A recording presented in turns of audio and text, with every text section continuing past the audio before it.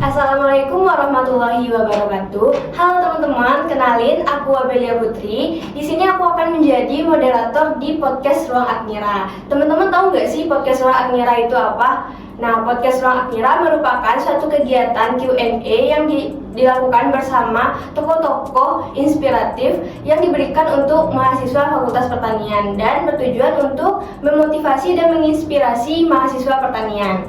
Nah, di sini kita juga udah mengundang narasumber yang keren banget dan kita juga akan membahas topik yang nggak kalah menarik nih dan tentunya bermanfaat bagi kita semua. Nah, teman-teman pasti penasaran kan apa sih topik yang akan kita bahas pada hari ini? Oke, hari ini kita akan membahas tentang manajemen organisasi. Nah, hari ini kita juga ditemani oleh salah satu mahasiswa aktif di Fakultas Pertanian Universitas Andalas, yaitu Bang Pancolo Agung. Halo Bang. Halo. Gimana nih Bang kabarnya hari ini? Alhamdulillah sehat. Masih dalam keadaan yang produktif sampai hari ini. Mungkin teman-teman Maperta masih kepo gitu Bang. Siapa sih Bang Pancolo Agung? Mungkin Abang boleh kenalan dulu gitu Bang. Oke, kawan-kawan, nama saya Pancolo Agung Nurpamuji ya. Biasa dipanggil Agung di kampus atau biasa dipanggil Pancolo juga beberapa orang. Saya dari jurusan agroteknologi. Prodi agroteknologi ya. Jurusannya itu sekarang udah agronomi ya, udah ganti. Nah, dan saya di angkatan 2019 saat ini. Nah, ya seperti yang kita ketahui, Bang Pancolo Agung ini di tahun 2022 menjabat sebagai Gubernur BMKM FP Unan ya Bang? Iya, alhamdulillah di tahun 2022 pada saat itu diberi tanggung jawab ya sama kawan-kawan Maperta. Saya pribadi itu sebagai Gubernur BMKM FP Unan di tahun kemarin. Tuh. Dan ya sekarang sudah selesai dan berkegiatan di organisasi yang lain. Kalau boleh tahu Bang, itu Abang mulai berorganisasi itu sejak kapan Bang? Kalau berorganisasi itu ya, sebenarnya organisasi itu saya lakukan sudah dari kecil ya, dari SD juga saya sudah berorganisasi, dari SD, SMP, masuk SMA juga saya sudah organisasi juga, beberapa organisasi yang saya ikuti, baik itu organisasi yang ada di tingkat sekolah maupun di tingkat kota kabupaten. Dan masuk SMA, masuk kuliah, saya juga ikut organisasi, beberapa organisasi di kampus maupun di luar ya, ekstra kampus. Sangat aktif ya teman-teman. Alhamdulillah. Nah, seperti topik kita hari ini nih Bang, tentang manajemen organisasi. Nah, menurut Abang sendiri manajemen organisasi itu apa sih? Kalau kita berbicara tentang manajemen organisasi, yaitu kurang lebihnya manajemen organisasi sebuah aktivitas di mana itu merupakan, di sana ada perencanaan, ada pengorganisasian, ada pelaksanaan dan juga pengawasan. Guna itu untuk mencapai tujuan dari sebuah organisasi dan untuk meningkatkan kapasitas dari sumber daya yang ada di dalam organisasi. Kapan sih Abang paham gitu apa manajemen organisasi gitu? Yang pastinya ketika kita sudah berorganisasi, kita paham ya terkait bagaimana cara kita melakukan manajemen di sebuah organisasi gitu. Apalagi ketika nantinya teman-teman sudah menjadi salah satu bagian penting, walaupun semuanya itu penting ya, tapi ketika sudah diberi mandat di sebuah organisasi, contohnya kalau kita ya di BEM ya, di BEM itu ada gubernur, nah ada kepala dinas ya, nah atau sekretarisnya. Nah, seorang pemimpin itu sangat berpengaruh untuk melaksanakan manajemen organisasi di sebuah organisasi gitu. Nah, dan tidak dipungkiri bahwasanya staf juga harus melaksanakan manajemen organisasi itu untuk yang tadi pengertian dari sebuah manajemen organisasi untuk meningkatkan kapasitas dari sebuah organisasi dan untuk mencapai tujuan dari organisasi. Nah, kapan sih Bang kita menerapkan manajemen organisasi itu? Kalau untuk menerapkan manajemen organisasi bisa di lingkungan organisasi, bisa di lingkungan kita sendiri gitu. Nah, baik itu di dalam pada saat kita beraktivitas di organisasi maupun kita beraktivitas di sehari-hari. Nah, itu sangat bergantung pada aktivitas kehidupan kita sebenarnya. Di sana kita bisa memanage diri kita karena tujuan dari manajemen organisasi adalah tujuan individu juga ada gitu di sebuah manajemen organisasi. Bisa kita melaksanakan di organisasi, bisa melaksanakan kehidupan sehari-hari, yaitu dikembalikan ke kita juga gitu.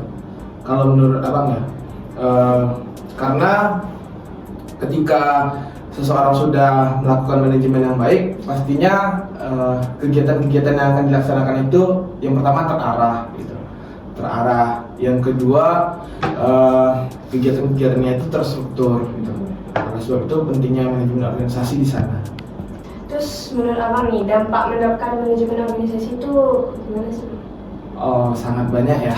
Kalau mengenai dampak manajemen organisasi, kalau dalam kehidupan kita sehari-hari, dampak yang saya rasakan ya ketika saya sudah melakukan manajemen organisasi dengan baik itu, yang pertama saya pribadi, kalau dari sisi pribadi saya menjadi pribadi yang disiplin pertama, karena sudah terarah semuanya, terstruktur. Nah, saya menjadi pribadi yang disiplin, saya menjadi pribadi yang bisa mengelola semua kegiatan-kegiatan saya dengan baik. Dan kalau kita melihat ke dunia organisasi, yang pastinya organisasi kita dapat berjalan dengan baik dan tentunya terarah gitu, organisasi kita mau kemana, tujuan organisasi kita mau kemana. Tapi dampak negatifnya menurut abang ada nggak Bang? Rasa saya kalau yang katanya manajemen ya, itu ya semua hal itu ada dampaknya gitu, baik itu positif dan negatif. Tapi selama ini yang saya rasakan itu tidak ada gitu, kalau dampak negatif ya.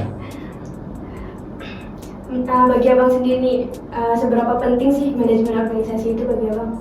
Oh, sangat penting bagi saya gitu. Karena kegiatan saya banyak, ya dulunya ya, pada saat saya berkegiatan di organisasi, kegiatan cukup banyak gitu, baik itu pada saat itu di BEM maupun di kegiatan-kegiatan di luar gitu. Pentingnya manajemen organisasi, kegiatan-kegiatan saya bisa saya handle semuanya dan itu berjalan dengan baik dan lancar gitu pada saat itu. Sangat terasa gitu ya Bang manfaatnya ya. Ya terus menurut abang nih, kaitan manajemen organisasi dengan akademik sendiri apa Bang? Ya, yang saya sampaikan tadi ya, bahwasanya itu berdampak pada diri kita pribadi. Yang pastinya pasti akan berdampak ke akademik gitu, karena kita kuliah juga kan. Ya. Kalau kita hanya seorang organisator, nggak kuliah, tidak ada dampaknya ke akademik gitu. Karena kita kuliah pasti ada dampaknya ke akademik gitu. Yang selama ini saya rasakan, saya melakukan manajemen organisasi dengan baik dan ya itu sangat berdampak ke diri saya. Saya bisa melakukan berorganisasi dan saya tidak ketinggalan akademik saya gitu. Jadi nilai saya tidak anjlok gitu. Bahkan ketika saya tidak berorganisasi, malah ya ada rasa malas gitu, berkegiatan atau kuliah gitu. Ketika saya sudah berorganisasi, banyak organisasi, itu menjadi motivasi bagi saya gitu, untuk berkuliah dengan baik. Dan ya sampai saat ini, sampai detik ini, ya alhamdulillah nilai tidak ada yang B, tidak pernah ngulang gitu ya, tidak ada yang A gitu, alhamdulillah gitu. Nah, itulah pentingnya manajemen organisasi dengan baik gitu. Nah, seperti yang abang rasakan selama abang berorganisasi ini, ada nggak faktor penghambat manajemen organisasi? Oh, kalau faktor penghambat ya. Kalau faktor penghambat rasa saya ada, baik itu di internal maupun di eksternal itu. Salah satunya kalau di internal, ya pertama diri kita sendiri lah. Apalagi kita seorang yang mempunyai mandat di sebuah organisasi. Salah satunya ketua organisasi. Nah, kalau pribadi kita tidak menerapkan manajemen organisasi dengan baik, jangan jauh-jauh lah manajemen organisasi, manajemen waktu dengan baik dulu. Manajemen waktu dengan baik, yang pastinya manajemen organisasi itu tidak akan terlaksana gitu. Walaupun anggotanya melaksanakan manajemen organisasi yang baik, tapi pimpinannya tidak melaksanakan manajemen organisasi yang baik, ya sama saja tidak akan berjalan dengan baik juga gitu. Nah, oleh sebab itu perlu seluruh sumber daya yang ada di organisasi itu menerapkan manajemen organisasi yang baik gitu. Ya, bukan hanya seorang pimpinan dari organisasi saja yang menerapkan, tapi semua orang yang ada di dalam organisasi bisa ikut menerapkan. Nah, yang kedua itu ada faktor eksternal. Faktor eksternal dalam hal ini salah satunya bisa kita lihat, faktor-faktor eksternalnya adalah hambatan dari luar. Hambatan dari luar ini bisa yang berupa hambatan teknis atau hambatan-hambatan lainnya gitu. Contohnya gimana, Pak? Hambatan teknis ketika kita melaksanakan manajemen organisasi, ya bisa, yang pertama kita ingin melaksanakan organisasi dengan baik, tapi dana kita tidak ada, itu kan teknis atau peralatan kita kurang gitu. Nah, itu kan salah satu penghambat yang nantinya akan mengurangi bisa dikatakan mengurangi kualitas dari sebuah organisasi. Nah, yang terakhir nih Bang, cara manajemen organisasi yang baik itu seperti apa, Bang? Yang pastinya kalau saya pribadi ya, untuk melaksanakan manajemen organisasi yang baik, saya berkaca pada diri saya sendiri dulu. Apalagi saya seorang pada saat itu seorang pimpinan dari sebuah organisasi, yang pastinya saya harus memperbaiki diri saya sendiri dulu gitu. Nah, saya harus menerapkan berprinsip bahwasanya saya harus dahulu untuk menerapkan manajemen organisasi, baru teman-teman saya gitu. Nah, ketika saya sudah menerapkan, sebagai contoh, saya bisa mengimplementasikannya kepada teman-teman saya di sebuah organisasi. Nah, baru nanti ketika itu saya secara individu coba merancang semua perencanaan tadi ya, di dalam bagian-bagian di manajemen organisasi itu kan, yang pertama itu ada perencanaan atau planning, yang kedua itu ada pengorganisasian, nah yang ketiga ada pengorganisasian, pelaksanaan, setelah itu ada evaluasi. Nah, cara melakukan manajemen organisasi yang baik itu ya melaksanakan empat kriteria ini. Setelah diri kita sendiri baik untuk melaksanakan manajemen organisasi dan bertekad untuk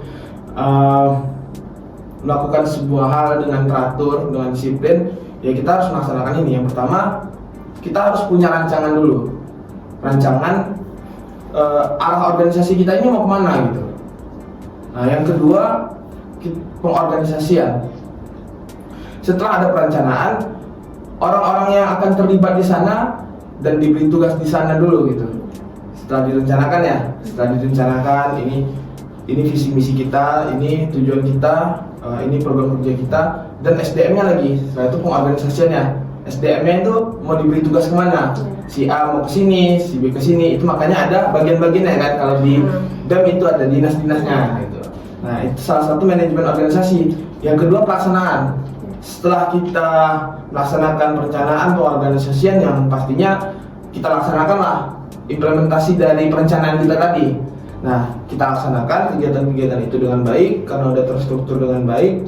Nah, setelah selesai dari pelaksanaan itu, barulah kita melaksanakan evaluasi. Nah, setiap kegiatan-kegiatan yang kita lakukan itu perlu rasanya dievaluasi. Nah, itu yang saya alami sekarang ataupun pada saat itu banyak kegiatan-kegiatan yang tidak ada evaluasi. Makanya ketika organisasi ini melaksanakan kegiatan yang lain, dia tidak berkaca pada kegiatan sebelumnya gitu. Nah, oleh sebab itu perlu nih teman-teman yang ada di luar sana untuk menerapkan manajemen organisasi itu. Yang pertama, ketika teman-teman sudah melaksanakan perencanaan, teman-teman sudah melaksanakan perencanaan nih, sudah itu teman-teman sudah melakukan pengorganisasian, sudah menempatkan kawan-kawannya di sini dan sudah memberi mandat di sini dan sudah melakukan pelaksanaan dengan baik. Sudah teman-teman, kan pelaksanaan tidak semuanya baik kan, pasti ada hambatan-hambatan kan pada saat pelaksanaan. Nah, salah satunya adalah melaksanakan evaluasi setelah pelaksanaan gitu. Nah, perlu rasanya seperti itu gitu. Nah, teman-teman yang ada di organisasi sekarang setelah melaksanakan pelaksanaan ya sudah selesai, tahapnya sampai pelaksanaan saja, evaluasi tidak ada. Itu makanya akan terjadi kembali di kegiatan-kegiatan selanjutnya.